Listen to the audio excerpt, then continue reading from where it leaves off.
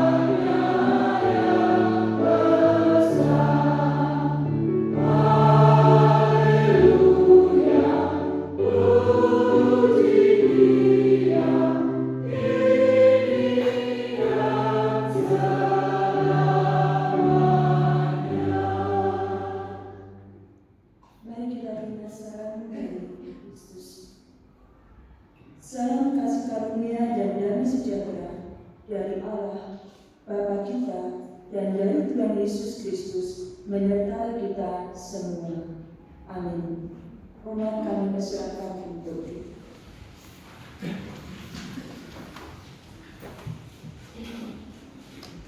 Bapak Ibu yang dikasihi dalam nama Tuhan Yesus Kristus, tema liturgis kita pada kesempatan ini adalah budaya syukur dalam aksi dan kultur.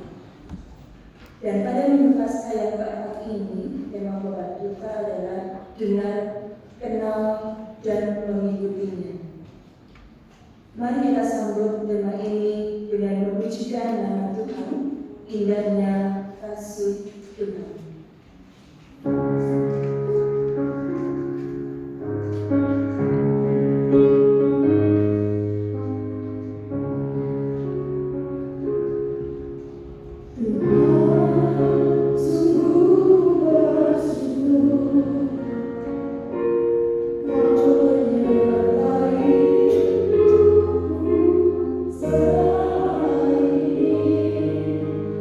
Wow.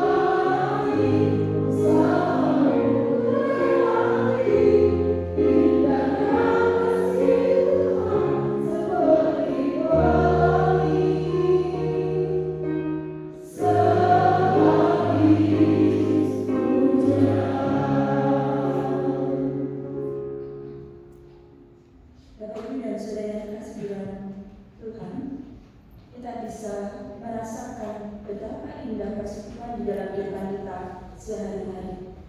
Setiap hari kita merasakan berkat-berkat yang melimpah yang Tuhan curahkan di dalam kehidupan kita.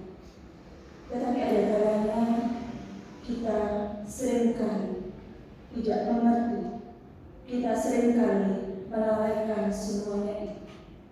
Dan ada kalanya hari-hari yang kita lalui, setiap saat, bahkan seluruh nafas hidup kita, ada kalanya mendukakan. Untuk itu, mari kita kembali menyadari akan semuanya itu. Karena Tuhan menyiapkan kita dan Tuhan memanggil kita untuk melakukan pertobatan. Kita akan baca dari Injil Lukas pasal yang ke-15 ayat yang ke-7.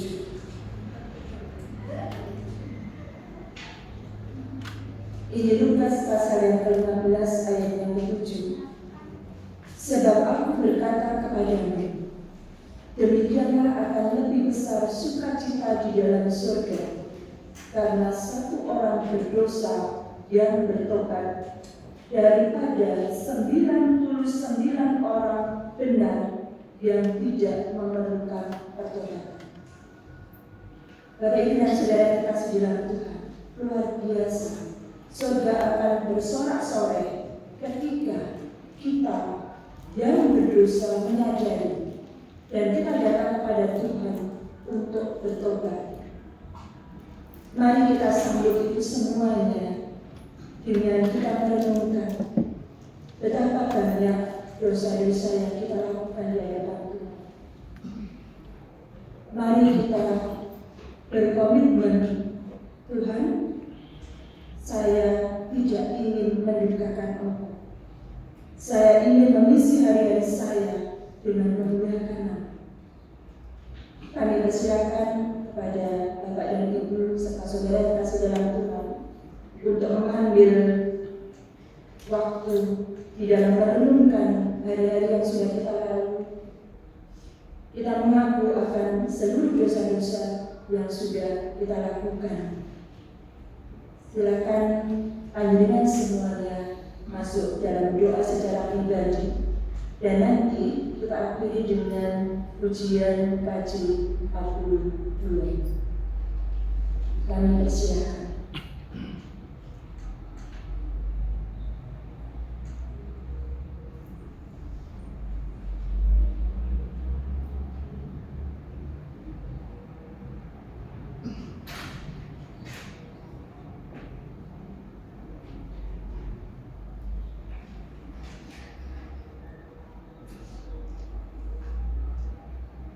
Amin.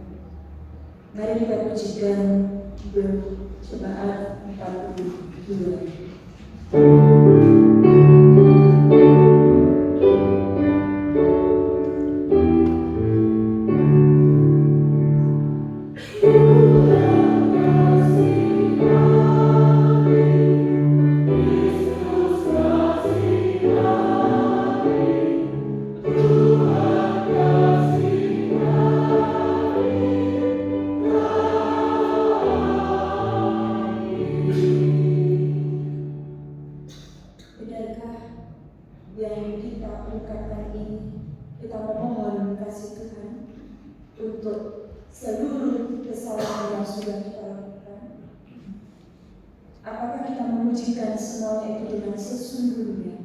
Benar-benar keluar dari hati nurani kita.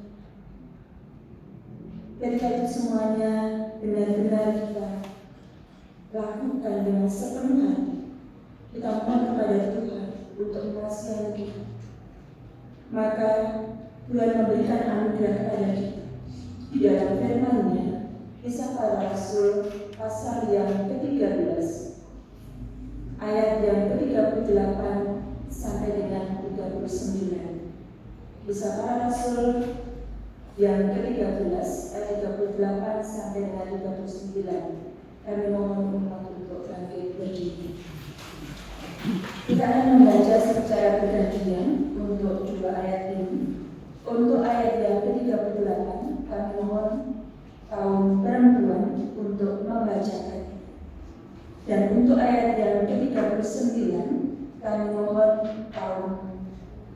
laki-laki untuk membacakan. Kisah Para Rasul pasal yang ke-13 ayat yang ke-38 sampai dengan 39. Kami persilakan. Jadi saya saudara-saudara, oleh karena dia akan digunakan kepada kamu pengampunan dosa.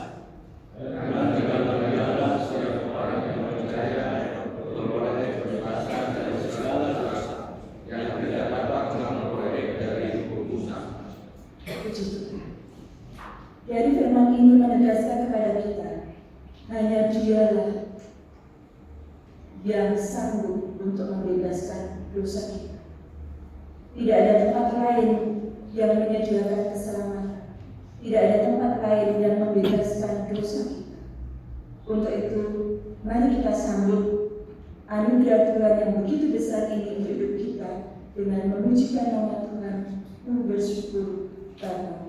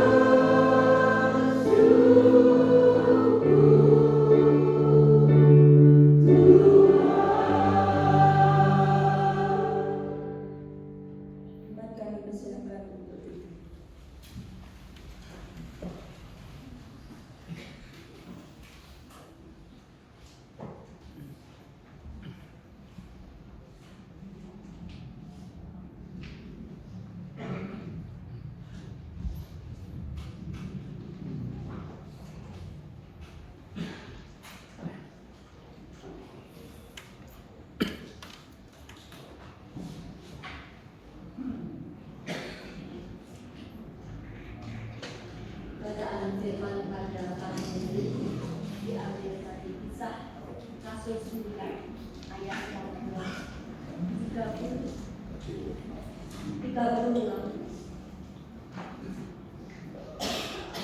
Sampai dengan ke-43. Umat yang bahagia, sebelum kita melanjutkan dan membaca pesan, kita akan bersama-sama berdoa.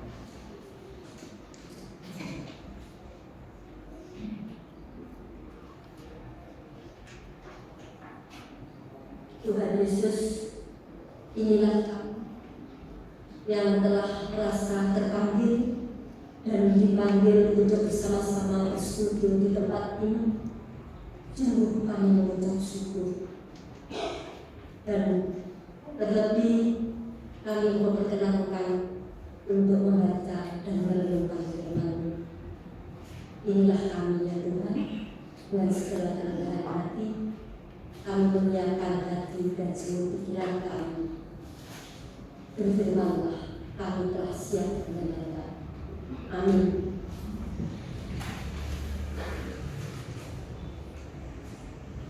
Kisah Rasul pasal ke-9 ayat yang ke-36 sampai dengan 40. Di Yope ada seorang murid perempuan bernama Tabita yang dalam bahasa Yunani disebut Dorcas. Perempuan itu banyak sekali berbuat baik dan memberi sedekah. Namun pada waktu itu ia sakit lalu meninggal. Setelah dimandikan, ia dibaringkan di ruang atas. Karena Lida dekat dengan Yope, murid-murid yang mendengar bahwa Petrus ada di Lida menyuruh 2 orang kepadanya dengan permintaan, segeralah datang ke tempat kami. Berkemaslah Petrus dan berangkat bersama mereka. Tibanya di sana, ia dibawa ke ruang atas. Semua janda datang berdiri dekatnya dan sambil menangis mereka menunjukkan kepadanya baju-baju dan pakaian yang dibuat Dorcas waktu ia masih bersama mereka. Namun Petrus menyuruh mereka semua keluar, lalu ia berlutut dan berdoa. Kemudian ia berpaling ke jenazah itu dan berkata, Tabita, bangkitlah. Lalu Tabita membuka matanya, dan ketika melihat Petrus, ia bangun lalu duduk. Petrus memegang tangannya dan membantu dia berdiri. Kemudian dia memanggil orang-orang kudus serta janda-janda, lalu menunjukkan kepada mereka bahwa mereka perempuan itu hidup.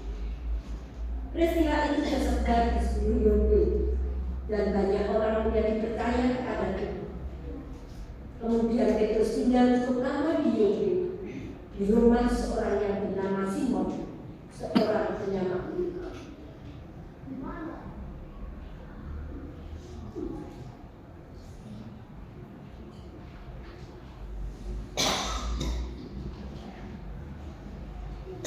Umat yang dikasihi Tuhan, marilah kita menanggapi firman Tuhan yang pertama dengan kita bermazmur, Mazmur 23.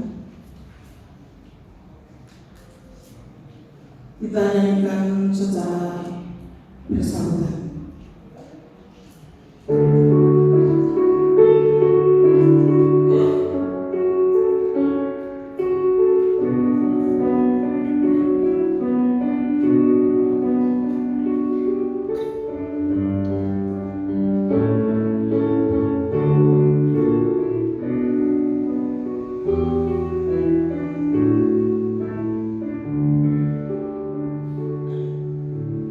Tuhan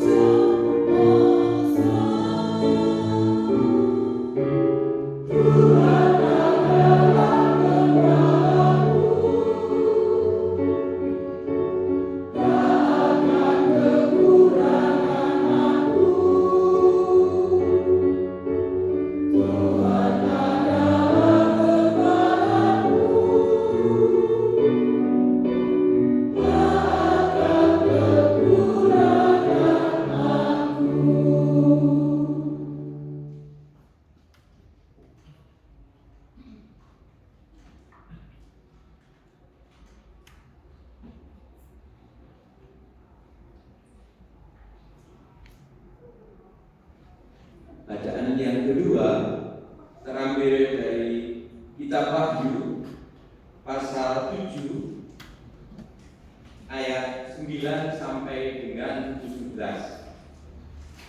Wahyu 7 ayat 9 sampai dengan 17 yang demikian firman-Nya. Orang banyak yang tidak terhitung banyaknya.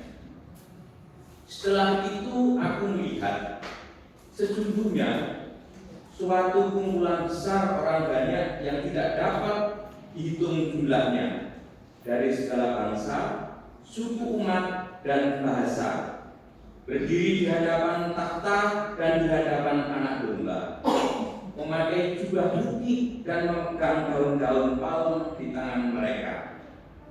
Dengan suara nyaring mereka berseru, keselamatan ada pada Allah kita yang duduk di atas takhta dan pada Anak Domba. Semua malaikat berdiri mengelilingi takhta dan tua-tua dan keempat makhluk itu. Mereka sujud di hadapan takhta itu dan menyembah Allah sambil berkata, Amin. Puji-pujian, kemuliaan dan hikmat, syukur dan hormat, kekuasaan dan kekuatan bagi Allah kita sampai selama-lamanya. Amin. Lalu salah seorang dari antara tua-tua itu berkata kepadanya, siapakah mereka yang memakai jubah putih itu dan dari manakah mereka datang?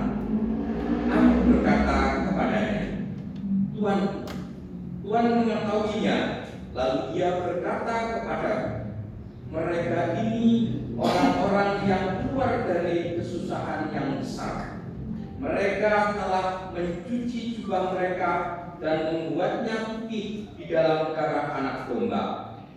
Karena itu mereka berdiri di hadapan takhta Allah dan beribadah kepada Dia siang malam di bait sucinya. Dia yang duduk di atas takhta itu akan membentangkan kemahnya di atas mereka. Mereka tidak akan menderita lapar dan dahaga lagi, dan matahari atau panas terik tidak akan menimpa mereka lagi, sebab Anak Domba yang di tengah-tengah takhta itu akan mengembalakan mereka dan menuntun mereka ke mata air kehidupan, dan Allah akan menghapus segala air mata dari mata mereka.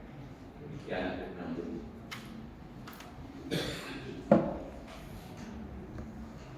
Inilah permulaan Injil Kristus.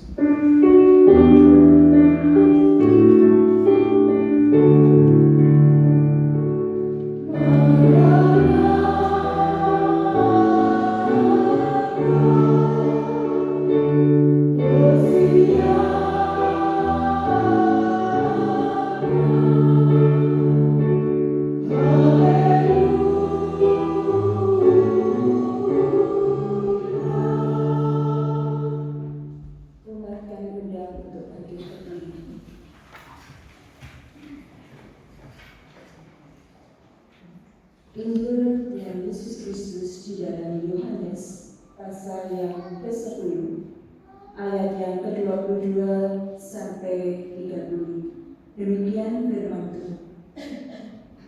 Yesus ditolak oleh orang Yahudi. Tidak lama kemudian tibalah hari raya Pentapisan Bait Allah di Yerusalem. Ketika itu musim dingin. Dan Yesus berjalan-jalan di Bait Allah, di serambi Salomo. Maka orang-orang Yahudi mengelilingi Dia dan berkata kepadanya, berapa lama lagi engkau membiarkan kami hidup dalam kebimbangan? Jikalau engkau Mesias, katakanlah terus terang kepada kami.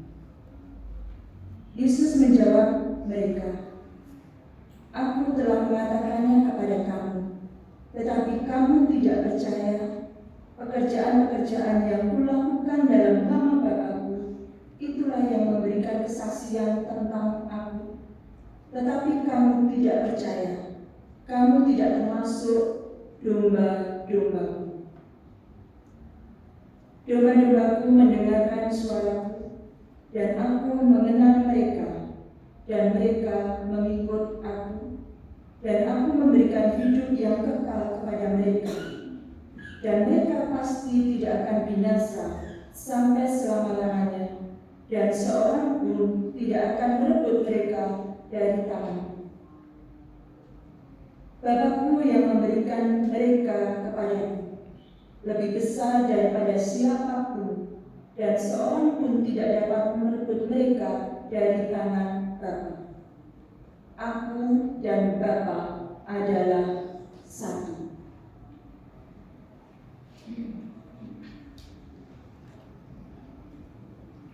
Kita sambut Injil Tuhan ini dengan memujikan KJ 478.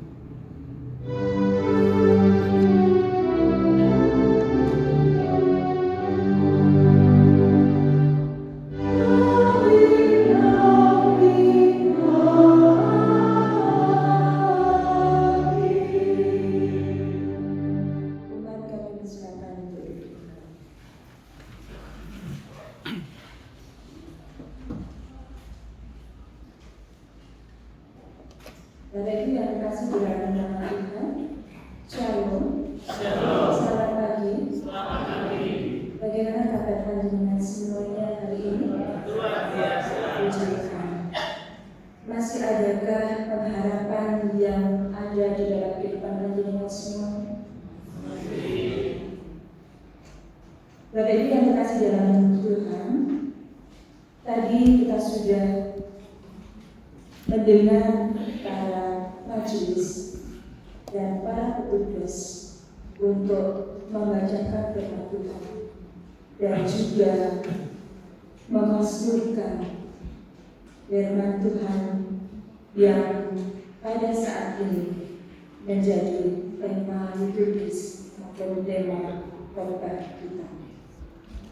Pada saat firman Tuhan itu dibacakan dan ketika Mazmur dipujikan, apakah panjenengan semuanya mendengar?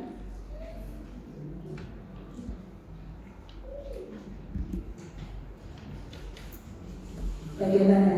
Apakah panjenengan semuanya mendengarkan? Puji Tuhan. Bapak Ibu, di dalam istilah mendengar yang merupakan tema khotbah pada saat ini yang memasuki minggu Paskah yang keempat ini.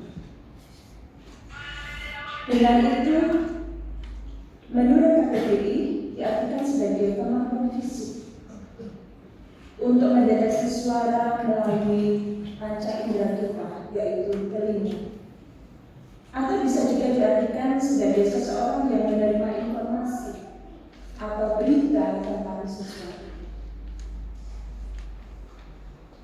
Pada saat kita menggunakan panca indera kita ini, salah satu panca indera kita ini, untuk mendengar, ada beberapa sikap yang dilakukan, yang seringkali kita lakukan.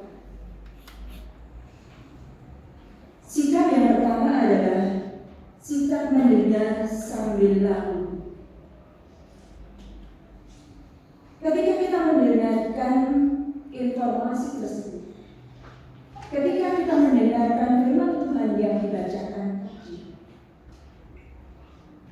kita mendengarkannya sambil lalu, sehingga pesan tersebut atau informasi tersebut tidak bisa ditangkap dengan baik. Dan ada kalanya ini bisa menjadi salah paham ketika kita disuruh menginformasikan kembali kepada orang lain. Sikap yang kedua adalah sikap mendengar tetapi pikirannya ada di mana-mana. Jadi kita berada di tempat yang sama, kita berada di ruangan yang sama, dan semua kita tadi mengatakan kita mendengar. Pada saat kita mendengar, apakah pikiran kita ada di sini? mungkin pikiran kita ada di rumah, pikiran kita ada di pasar, pikiran kita ada di jalan, dan di tempat-tempat lain. Kalau itu yang terjadi, maka pesan yang disampaikan itu juga tidak tersampaikan dengan baik. Dan ini dampaknya juga hampir sama dengan yang pertama tadi. Ketika pesan itu diminta kepada kita untuk menyampaikan kepada orang lain, bisa saja pesan itu menjadi pesan yang keliru dan menghasilkan salah paham.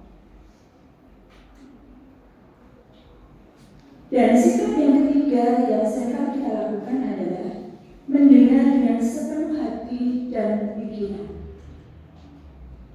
Jadi antara telinga, hati, dan pikiran kita ini mereka seirama. Kalau itu yang kita lakukan, maka pesan yang didengar itu dapat ditangkap dengan baik dan bisa dimengerti. Sehingga ketika kita disuruh menyampaikan kembali, maka pesan itu bisa kita sampaikan dengan itulah yang seringkali kita lakukan pada saat kita menggunakan telinga kita untuk mendengar. Nah, sekarang pertanyaannya, jenengan pada posisi yang mana ya pada saat mendengarkan tadi? Apakah pada posisi bersikap yang pertama, kedua, ataukah yang ketiga?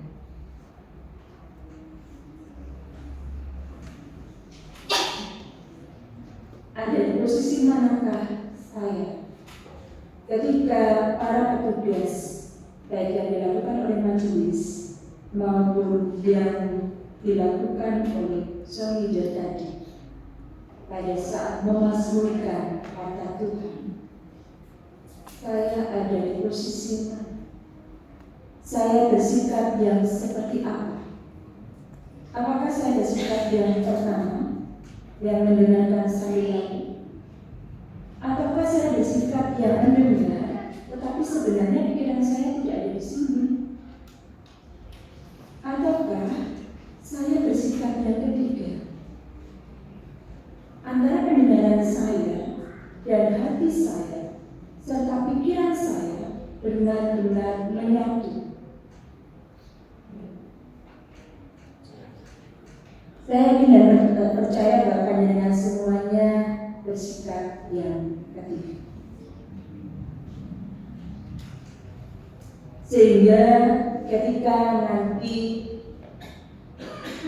diminta untuk menyampaikan apa sih yang dilakukan, apa sih yang dibacakan tadi, pasti panjenengan semuanya bisa melakukan dengan tepat. Kita bisa mengingat kembali pada masa kecil dulu, ketika ini yang saya alami, ketika saya ada di sekolah minggu. Setiap saya pulang dari sekolah minggu itu, orang tua saya pasti bertanya, tadi ceritanya apa? Tadi firman Tuhan yang mana yang dibaca dan diceritakan oleh guru sekolah minggunya? Ketika kita memperhatikan itu dengan sungguh, pasti kita bisa menceritakan kepada orang tua kita. Bahkan biasanya anak kecil itu lebih heboh ceritanya ketimbang guru sekolah minggu. Nah, pada kesempatan ini, hal itu sebenarnya tidak hanya sebatas ketika sebagai anak-anak. Sampai kapanpun itu adalah tanggung jawab kita.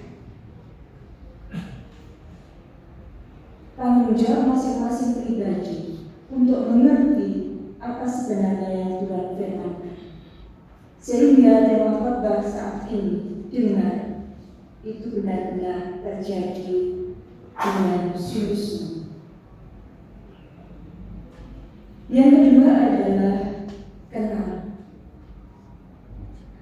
Pada saat firman Tuhan tadi dibacakan, mungkin panjenengan juga mendengar ada nama-nama yang disebutkan di dalam firman Tuhan itu. Ada nama-nama tokoh yang disebutkan di sana. Nah, kalau panjenengan tadi sebagai orang yang ada di sikap yang ketiga, pasti masih ingat siapa sih nama-nama tokoh yang disebutkan di dalam firman Tuhan tadi? Tabita atau Dorcas. Kemudian Petrus. Kemudian Yesus. Dan ada lagi kalau panjenengan membaca dari Kisah Para Rasul pasal yang ke-9 ayat yang ke-32, di sana ketika Petrus ada di Lida, Petrus bertemu dengan seorang yang bernama Eneas. Nah, tokoh-tokoh ini ketika disebutkan ada Petrus, ada Dorcas atau Tabita, ada juga Yesus. Apakah panjenengan semuanya mengenal tokoh-tokoh ini?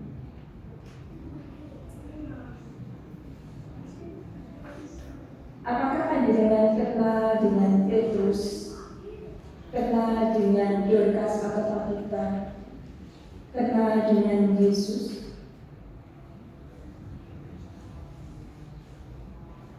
Kalau menurut Kamus Besar Bahasa Indonesia, yang dikatakan kenal itu adalah tahu dan teringat kembali, atau juga bisa dikatakan mempunyai pengetahuan tentang sesuatu itu, mempunyai pengetahuan tentang tokoh-tokoh itu. Siapa sih Petrus itu? Seperti apakah Petrus itu? Siapakah Yesus itu? Dan seperti apakah Yesus itu? Itu yang dikatakan mengenal. Dan ketika kita mengenal, ada suatu pepatah yang seringkali kita katakan pada saat kita masuk ke suatu tempat yang baru, biasanya tak kenal maka tak. Dengan kenal itu menjadikan hubungan kita semakin dekat, semakin erat. Dan ada kalanya memberanikan, mempercayakan hidup kita kepada orang yang kita kenal.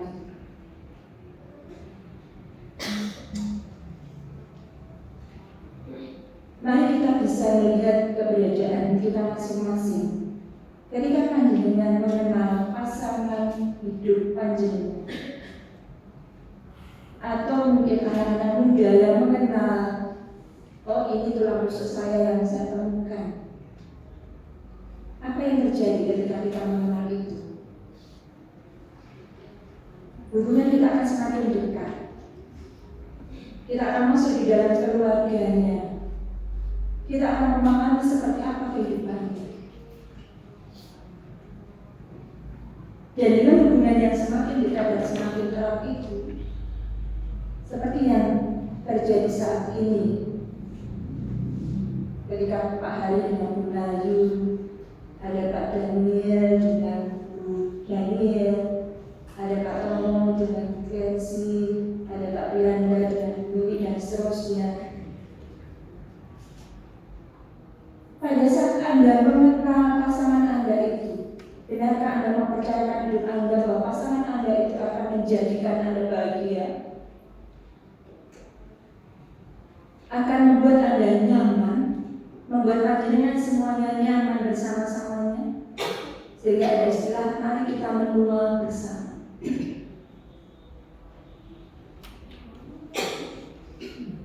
Dan jadi seperti itu biasanya terjadi pada anak-anak muda ketika mereka baru mulai mengenal. Sekian sekata hidup semati, ayo kita menua bersama.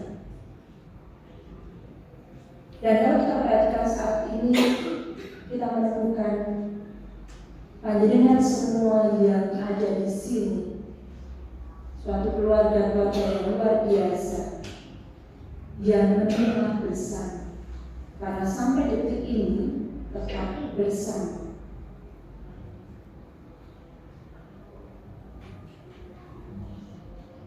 Ini yang menjadi dampak dari pengenalan. Selain kita mendengar dan mengenal, selanjutnya langkah yang kita lakukan mengikutinya. Ketika panjenengan semuanya disebutkan Yesus Kristus tadi, panjenengan kenal dengan tokoh ini kah? Dan apakah hubungan yang kita lakukan sangat dekat dan erat? Dan apakah saat ini kita mempercayakan hidup kita kepadanya? Mengikut Yesus tentu tidak asal-asal, tidak hanya ikut-ikutan.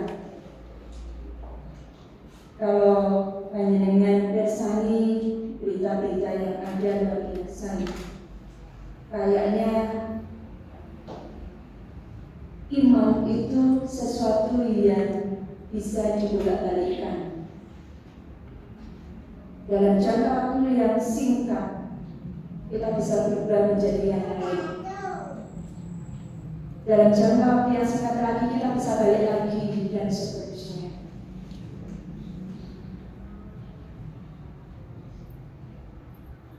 Ini yang perlu dipertanyakan.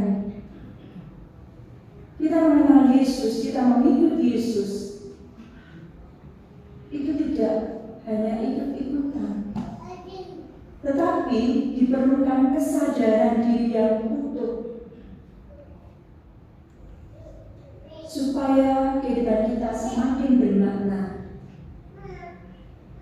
Ketika kita sudah memutuskan bahwa saya mengikuti Yesus, pengenalan diri akan Kristus itu akan membuat kita mengikutinya dengan sepenuh hati. Dan mudahnya itu menjadikan kita bisa mengembangkan budaya syukur,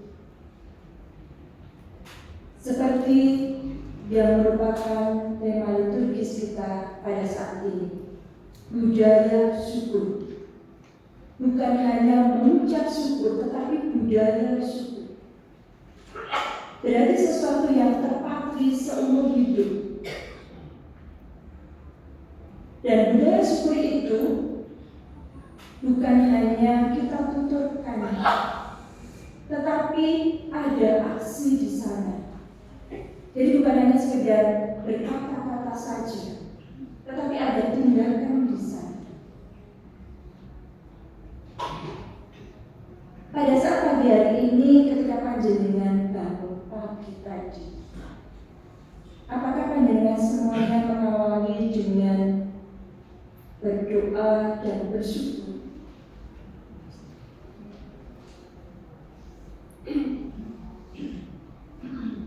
Saya yakin semuanya akan seperti itu. Bagaimana kita bersyukur pada Tuhan untuk satu hari ini ditambahkan di dalam usia kita, menikmati segala sesuatu yang Tuhan anugerahkan.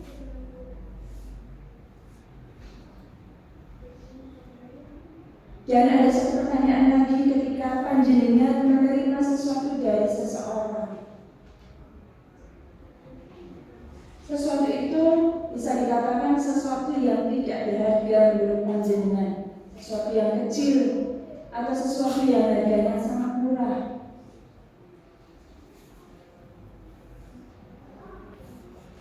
Pada saat panjenengan semuanya menerima itu, apakah juga ada rasa syukur kepada si pemberi?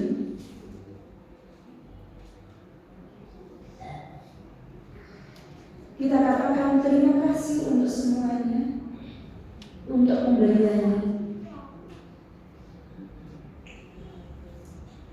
Bapak Ibu yang dikasihi dalam Tuhan, kata ini kata yang sederhana,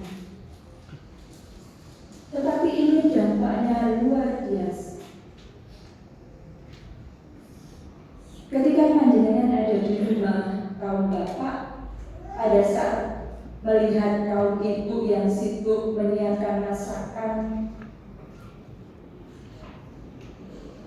kemudian menghidangkannya di atas meja dan mengundang panjenengan serta anak-anak untuk bersama-sama menikmatinya. Apakah itu pernah Bapak itu terima kasih ya? Terima kasih ya, Ma. Atau terima kasih sayang untuk jeripayanya yang sudah menyediakan ini semuanya. Adakah itu masih terucap sampai saat ini? Demikian pula para ibu. Ketika seorang suami datang membawa amplop yang ternyata di dalamnya adalah berisi uang, kemudian memberikan kepada para ibu, ini untuk belanja 1 bulan. Ketika panjenengan sebagai para ibu, adakah panjenengan juga terima kasih untuk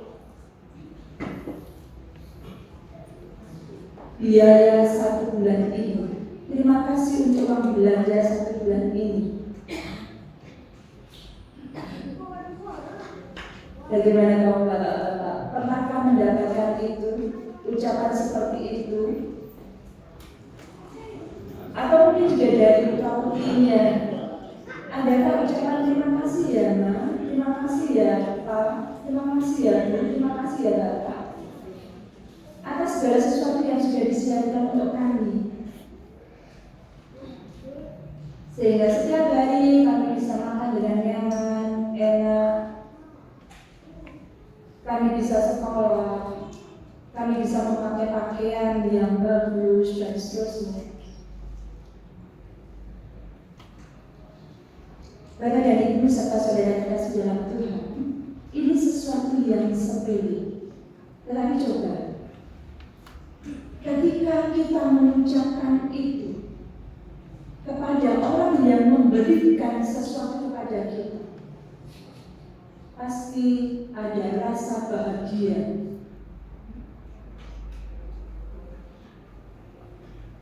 Dalam diri orang tersebut. Dan dia akan merasakan bahwa jeripayanya itu tidak sia-sia.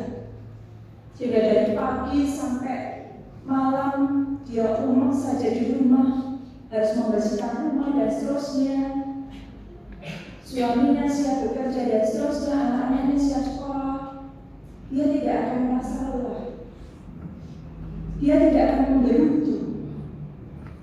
Karena seluruh penghuni rumahnya bersyukur dan berterima kasih atas jeripayanya. Kalau saat ini panjenengan semuanya mungkin sudah lupa, karena biasanya itu pengantin baru. Tetapi tidak menutup kemungkinan pengantin lama juga sama. Karena saya juga punya keluarga yang sampai usianya banyak itu memanggil pasangannya selalu dengan kata sayang. Sehingga kami yang mendengarnya itu alangkah luar biasanya kemesraan yang mereka tunjukkan. Bahkan ketika pasangannya dipanggil Tuhan, dia dengan setia mengunjungi makamnya dan selalu berbincang-bincang di situ. Sehingga kalau orang lain melihat dari kejauhan seolah-olah Bapak ini kayak sudah stres ya karena ditinggal istrinya. Ternyata tidak. Dia merasakan kebahagiaan tersendiri walaupun yang diajak berbincang-bincang itu adalah ketulusan. Karena kebiasaan di dalam kehidupan mereka yang selalu saling menghargai, mengakibatkan ketika sampai mereka dipisahkan pun mereka tetap saling menghargai. sederhana ini juga digunakan oleh Petrus ketika dia ada di Lida. Dia bertemu dengan Eneas, dia katakan bangunlah.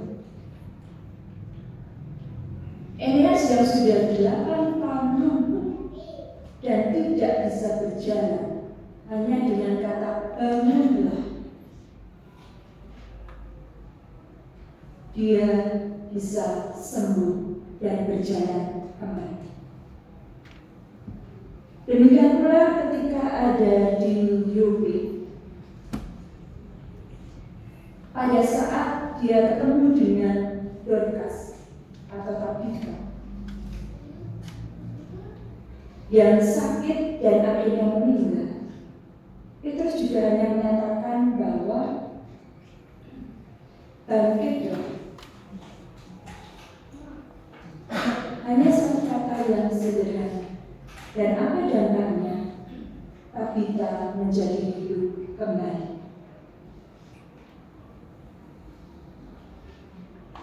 Karena itu yang saudara yang dikasih dalam Tuhan, kata yang sederhana ini tidak hanya berdampak pada 2 orang ini, tidak hanya berdampak pada Eneas dan juga Dorcas, tetapi berdampak pada seluruh kota itu.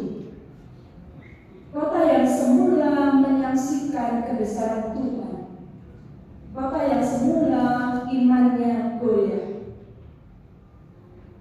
Karena kata-kata yang sederhana ini menjadikan kota itu, semua penduduk yang ada di kota itu percaya kepada Tuhan dan dikuatkan imannya.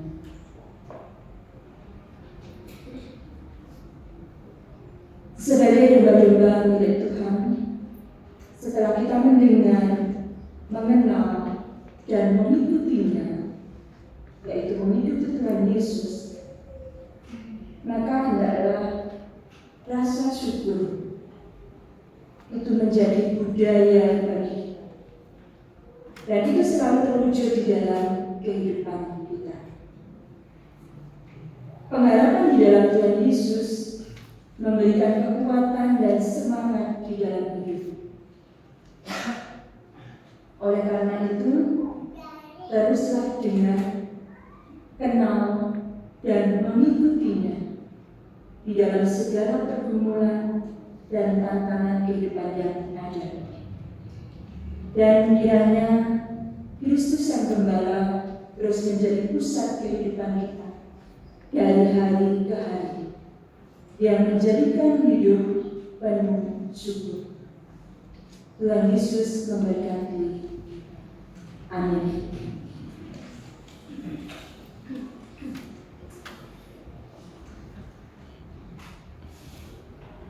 Mari kita masuk dalam saat teduh.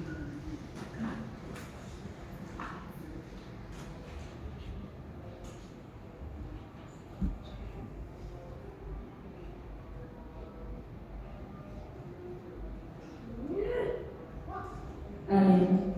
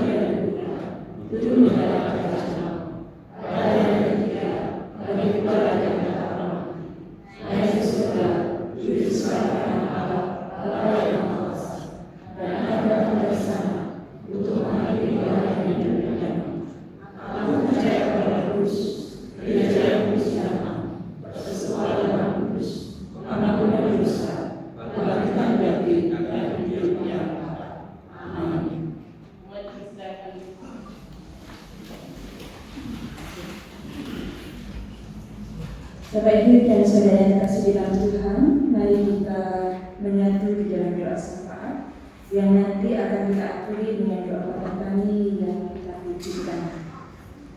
Mari kita berdoa.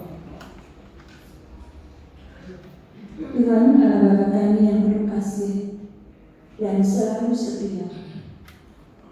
Terima kasih Tuhan untuk penyertaan-Mu di dalam kehidupan kami, sehingga hari-hari kami boleh kami jalani dengan penuh sukacita dan berkelimpahan berkat. Terima kasih untuk penyertaan-Mu di dalam ibadah pagi ini, sehingga boleh berjalan dengan baik dari awal, pertengahan, hingga akhirnya nanti. Tuhan, hari ini kami menyatukan diri untuk berdoa bagi seluruh anak-anak-Mu yang melayani di dalam ibadah saat ini. Organis, sang leader, petugas LCD, maupun seluruh majelis yang bertugas. Biarlah Engkau memberkati mereka, memberkati pekerjaannya, memberkati kehidupannya, sehingga mereka boleh hidup penuh kebahagiaan dan semakin setia untuk mengikut Engkau. Kami juga berdoa untuk Bapak Pendeta beserta keluarganya. Tuhan memberkatinya, memberikan kesehatan serta kekuatan, sehingga setiap pelayanan yang dijalaninya sepenuhnya untuk kemuliaan nama. Kami juga berdoa untuk seluruh umat-Mu yang hadir dalam ibadah hari ini. Tuhan, Engkau tahu kehidupan mereka. Engkau tahu berbagai macam permasalahan yang mereka hadapi. Engkau tahu pergumulan mereka. Kami percayakan mereka semuanya di dalam tangan-Mu ya Tuhan. Tuhan memberkati pekerjaannya, Tuhan memberkati aktivitasnya, Tuhan memberkati keluarganya dan juga kehidupannya, sehingga selalu penuh sukacita dan menjalani kehidupan ini dengan bersyukur dan serah sepenuhnya kepada-Mu. Kami juga berdoa untuk anak-anak-Mu yang saat ini sedang sakit. Tuhan, jangan biarkan mereka menderita lebih jauh, tetapi kasih Tuhan biarlah menyertai mereka. Tuhan beri jamah, memberikan kesembuhan dan kesehatan kembali. Bagi mereka yang dalam pemulihan kesehatannya, berkati tekadnya, semangatnya untuk hidup sehat kembali. Berkati keluarganya yang mendampinginya dan merawatnya untuk setia dan tetap kuat serta penuh kasih, sehingga boleh menjadi penyemangat bagi keluarga yang sakit. Dan kami juga berdoa bagi seluruh umat-Mu yang sengaja menjauhkan diri dari pertemuan ibadah ini. Tuhan, ampunilah kami yang tidak peka dengan keberadaan mereka. Ampunilah kami akan keterbatasan kami, sehingga kami tidak mampu memberikan penghiburan dan penguatan bagi mereka dengan sepenuh hati. Kami percayakan saudara kami sepenuhnya di dalam tangan-Mu ya Tuhan.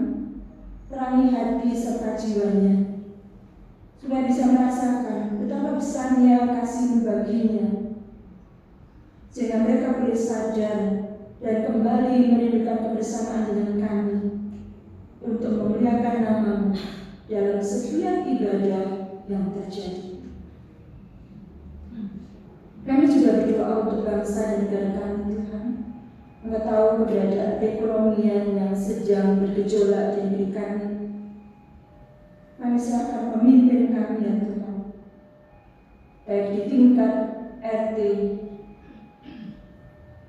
desa, sampai kepada pemerintah pusat, sampai kepada pemimpin negeri kami. Biarlah segala sesuatu yang mereka lakukan, mereka putuskan semuanya seturut dengan kehendak serta rencana, bukan atas kemauan dan kehendak mereka sendiri, sehingga segala sesuatunya boleh menghasilkan kebaikan dan nama Tuhan boleh dimuliakan. Kami berdoa untuk anak-anak kami yang saat ini sedang menghadapi ujian akhir. Tuhan berkati mereka. Tuhan berikan kepintaran dan kecerdasan, sehingga segala sesuatu yang mereka lakukan boleh menghasilkan kebaikan dan keberhasilan. Dan kami juga berdoa untuk anak-anak kami yang sudah menjalankan UTBK. Segala sesuatu yang mereka lakukan, Tuhan sendiri yang sempurnakan, sehingga pilihan yang mereka ambil, Tuhan berkati. Dan mereka boleh bersuka cita ketika keberhasilan itu terjadi. Kami berdoa untuk anak-anak kami yang sekolah Tuhan, baik yang tingkat TK sampai dengan perguruan tinggi. Tuhan berikan mereka kepintaran dan kecerdasan. Mereka boleh menjadi anak-anak yang pantas untuk dibanggakan. Mereka boleh menjadi anak-anak yang Engkau pakai untuk kemuliaan nama. Engkau tahu Tuhan, kami juga punya anak-anak yang jauh dari kami, baik untuk bekerja maupun sekolah. Kami serahkan sepenuhnya di dalam tangan-Mu ya Bapa. Kami tidak akan mampu menjangkau dan mengawasi mereka, tetapi kami yakin Engkau selalu ada bersama mereka, sehingga mereka akan hidup dengan penuh tanggung jawab dan mengandalkan Engkau. Mereka boleh merasakan kebahagiaan dalam penyertaan-Mu setiap. Kami juga berdoa untuk anak-anak kami yang saat ini mungkin merindukan tulang rusuknya Engkau pertemukan. Biarlah Engkau pertemukan mereka Tuhan, sehingga jodoh yang mereka dambakan, jodoh yang mereka rindukan boleh berada bersama mereka. Tuhan memberkati mereka dan mereka boleh bersuka-cita membina rumah tangga di dalam kasih. Kami juga berdoa untuk seluruh warga jemaat yang mungkin merindukan pekerjaan. Berkati setiap usahanya. Berikan pekerjaan yang mereka butuhkan, sehingga mereka boleh berbahagia dan berkaya di tempat kerjanya untuk kemuliaan nama. Kalau sebentar lagi nanti kami juga akan kembali ke rumah kami masing-masing Tuhan. Tuhan juga berkati kami. Tuhan sertai kami, sehingga hidup kami benar-benar seturut dengan kehendak dan rencana-Mu. Kami boleh memakaikan budaya syukur di dalam kehidupan kami atas setiap kasih karunia Tuhan yang Tuhan limpahkan di dalam kehidupan kami. Terima kasih Tuhan. Ampuni akan semua kesalahan kami yang seringkali kami perbuat yang membuat Engkau berduka. Ajar dan sertai kami untuk menjadi anak-anak-Mu yang setia dan sebagai alat-Mu di dalam mematahkan kabar kesukaan serta memperlebar kerajaan-Mu di muka bumi. Inilah doa kami yang Tuhan, yang kami harapkan kepada-Mu jauh dari kesempurnaan. Di dalam nama Tuhan kami Yesus Kristus, kami serahkan doa ini.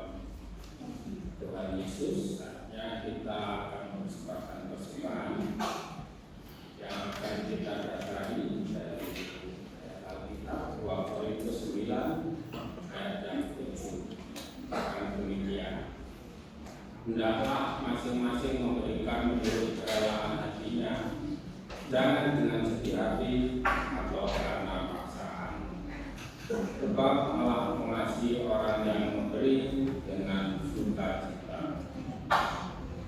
Amin. Kita akhiri dengan PKJ 147. Di sini aku bawa. Kita nyanyikan ayat 1 sampai selesainya juga.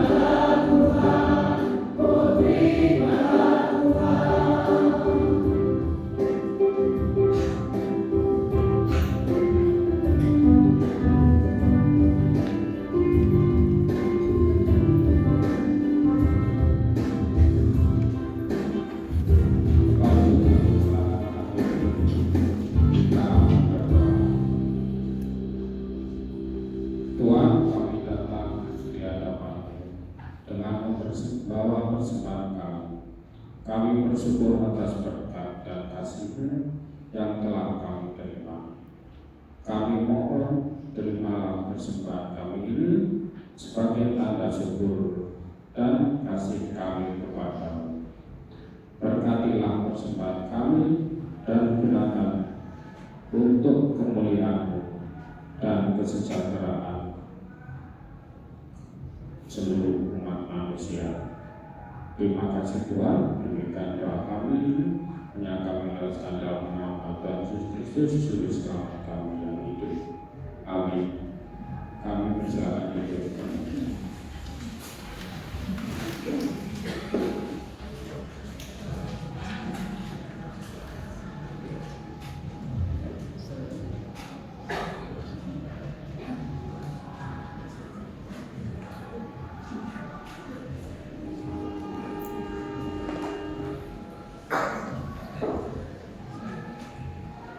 Semakin dalam Tuhan, selamat pagi, shalom. Shalom.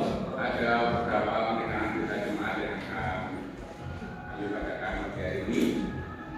Yang pertama adalah laporan permohonan pemberkatan pernikahan. Ada dua pasangan yang akan mengajukan permohonan pemberkatan pernikahan di Gereja Panjen. Yang pertama adalah atas nama calon mempelai saudari Gabriel Angelina Talita, putri dari Bapak Jefta Andres Pangemanan dan Ibu Sri Adiningsih dari KJW Kepanjen, kelompok Johannes, yang kebetulan domisili aslinya di Pakistan, sekarang tinggal di Semarang, tapi sampai saat ini memang belum ada stasi keluar dari KJW Kepanjen. Akan memohon menikah dengan saudara Thomas Daniel Inangkyo Kristi, putra dari Bapak Yohanes Pintarto Agus Indriatno dan Ibu Septanti Anam dari Gereja GBI Abdia Sidoarjo. Rencana pemberkatan perkawinan akan dilakukan pada tanggal 11 Oktober 2025. Untuk yang kedua, calon mempelai atas nama saudari Selomita Putri Tanti, putri dari ayah Jonathan Mulyadi dan Ibu Tri Hidayanti dari GSDA Immanuel Sukun Malang, dengan saudari Philips saudara Philip Bigu Kristina, anak dari ayah Haji Sunarto dan Ibu Tri Kristianingsih dari GKJ Kepanjen atau kelompok Matius. Rencana pemberkatan nikah kudus akan dilakukan pada tanggal 22 Oktober 2025. Penekanan yang kedua untuk dari KPPM, Koja Pemuda Karya dan Keluarga Muda, Komisi KPPM melalui Koja Keluarga Muda dan Pemuda Karya akan mengundang seluruh warga jemaat yang merasa muda untuk bergabung dalam Susunan Pemuda Karya dan Keluarga Muda yang akan dilaksanakan pada hari Sabtu tanggal 17 Mei jam 16.00 di GKJ Panjen. Penekanan yang ketiga, hari ini di Kabupaten Nganjuk diadakan ibadah persembahan wudhu, dan untuk GKJ Kepanjen akan dilaksanakan minggu depan tanggal 18 Mei, jamnya seperti saat ini. Penekanan yang keempat dari Komisi Teologi, mohon untuk ketua kelompok diharapkan untuk menyusun jadwal ibadah patuan untuk semester 2, karena nanti akan disusun oleh KPD.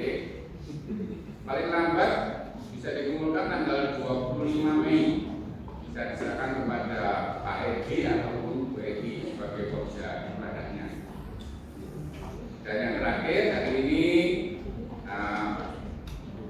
Komisi Pokja PW Pemberdayaan Ekonomi Warga mengadakan pasar kecil di sebelah Pak khawatir ini Bapak Ibu nanti bisa demikian penekanan tidak cuma saja ini atau dulu.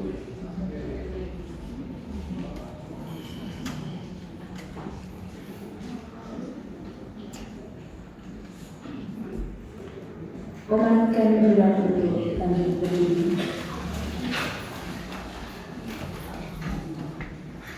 Marilah kita mulai dari hadapan Tuhan dengan damai dan sukacita. Kita jalani hidup kita sesuai dengan pesan firman Tuhan hari ini. Pengharapan di dalam Tuhan Yesus memberikan kekuatan dan semangat menjalani kehidupan kita. Teruslah dengar, kenal, dan mengikutinya di dalam segala pergumulan dan tantangan kehidupan ini. Tuhan memberkati kita semua. Mari kita sambut dengan memujikan Tuhan Jemaat 339.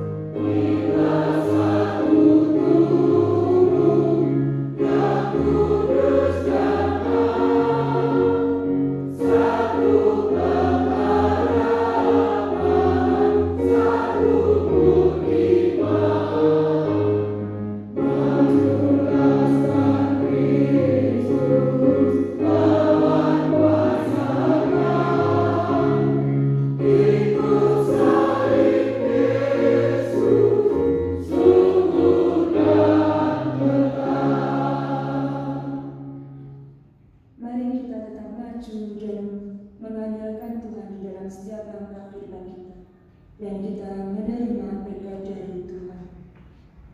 Tuhan memberkati dan melindungi kita. Tuhan menyinari kita dengan wajah-Nya dan memberi kita kasih karunia. Tuhan menghadapkan wajah-Nya kepada kita dan memberi kita damai sejahtera dari sekarang dan untuk selama-lamanya. Amin.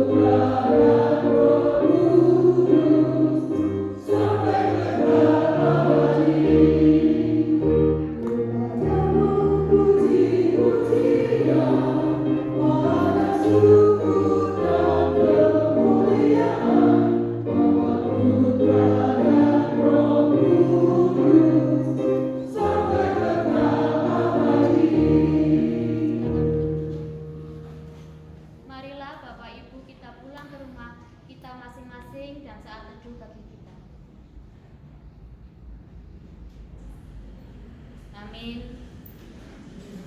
Selamat hari Minggu, Tuhan Yesus memberkati.